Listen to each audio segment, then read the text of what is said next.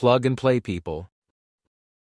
One common complaint about proponents of open borders is that we picture human beings as interchangeable parts. If an American can do X, so can a Haitian.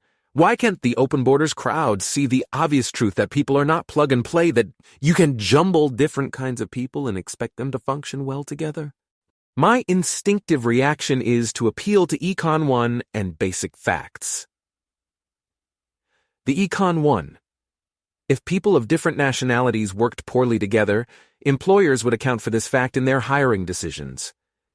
An employer with a 100% native-born American workforce would look at immigrant applicants and silently note, oil and water don't mix. Or perhaps he'd think, Americans and high-caste Indians work well together, but Americans and Indian untouchables don't. Then he'd hire on the basis of these ugly truths, while paying lip service to equal opportunity and the brotherhood of man. As a result, immigrants, or at least the wrong kind of immigrants, would discover that migrating for better jobs is a waste of time. Jobs are better in the first world, but you have to be first world compatible to land one. The basic facts. This manifestly is not how labor markets work. As the opponents of immigration loudly complain, first world employers hire immigrants all the time. They eagerly hire legal immigrants, and as long as the law is laxly enforced, they furtively hire illegal immigrants. Even when the law criminalizes non-discrimination, plenty of first-world employers look over their shoulders, shrug, mutter money's money, and break the law. Doesn't this show that workers ultimately are plug-and-play? Yet on reflection, my instinctive reaction misses much of the magic of the market. If you've ever been a boss, you know that getting human beings of the same culture to effectively Cooper 8 together is like pulling teeth. Indeed, it's like pulling shark teeth that never stop growing back. The more different the members of your team are, the greater the miscommunication and strife.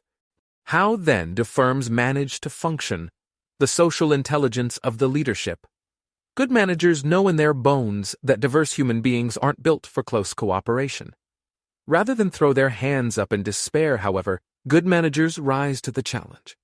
True to their job description, managers manage their workers, forging them into effective teams despite their disparate abilities, personalities, and backgrounds.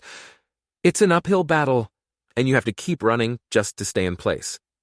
But good managers kindle the fire of teamwork, then keep the fire burning day in, day out. The critics of immigration are right to insist that people aren't plug and play. Cultural diversity definitely makes teamwork harder. Unlike the critics of immigration, however, businesses around the world treat this fact not as a plague, but a profit opportunity. Sure, some stodgy entrepreneurs mutter defeatist cliches about oil and water and keep hiring within their tribes, but more visionary entrepreneurs rise to the challenge of diversity every day. That's why even the most unskilled and culturally alien workers rightly believe that the streets of the first world are paved with gold. Given half a chance, socially adept business people rush to do the paving. But isn't the workplace a relatively favorable environment for diversity? No, the opposite is true. Stores gladly open their doors to the general public because almost any human being with money to spend is a lovely customer. As long as the customers don't bite each other, the more the merrier. Landlords are a little more selective, but not much. If your credit's good and you keep the noise down to a dull roar, they'll rent to you. Employers, in contrast, hire with trepidation. They know that coworkers need to cooperate like the fingers of a hand. One bad worker makes a whole firm look bad. One bad worker can ruin a whole day's work. One bad worker can make 10 good workers quit in frustration. Outside of the Army, no voluntary endeavor in modern adult life is more regimented than the workplace. Yet, by the power of social intelligence, business managers make diversity run smoothly, laughing all the way to the bank. Where does politics fit in? It's a lingering concern, but vastly overrated.